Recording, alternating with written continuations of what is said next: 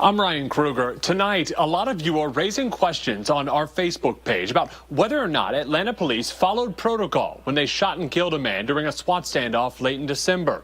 34-year-old Altman Hall died just yesterday from his injuries. He'd been in the hospital for almost 2 weeks. We're showing you a mugshot from a 2015 battery arrest. Police say back on December 28th, Hall broke into a home on Linkwood Road in northwest Atlanta. I'm told the people who live in that house had taken out a restraining order against him. Police say Hall claimed to have a gun and that he threatened to shoot at police officers. When he stepped outside, one officer fired a single round, striking Hall in the abdomen.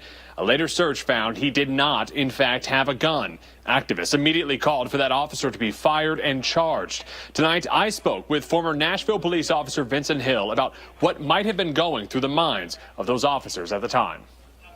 In your mind as an officer, you've been told over and over again by this guy, I've got guns, I'm going to use them. What's going through your mind? Well, typically if someone says they have a gun, they usually have a gun, right? And people that have guns want to shoot people.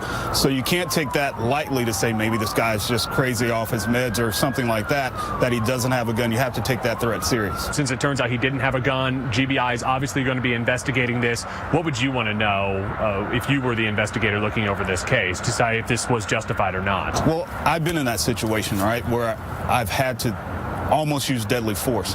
You have to look at the totality of the evidence of this, right? He said he had a gun. I would love to see the body cam, if there is body cam, to say, did he make any furtive movements to make that officer believe that he was reaching for a gun, right? The officer's already thinking, this guy has a gun.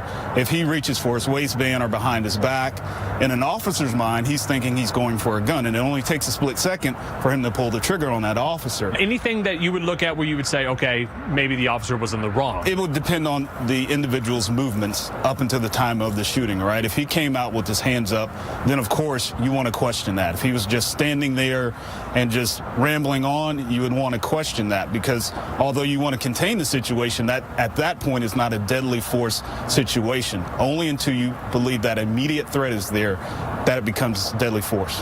And here's something very important that the public needs to realize. Officers respond to deadly force with deadly force. You can't de-escalate deadly force. So if he had a gun, he can't pull out his pepper spray and spray him, or his aspartame, because the officer can still be killed in the line of duty.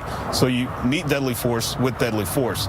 And at that split second, the officer likely believed he was met with deadly force.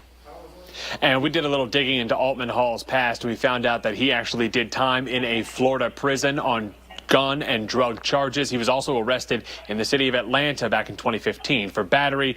The GBI continues to investigate this shooting.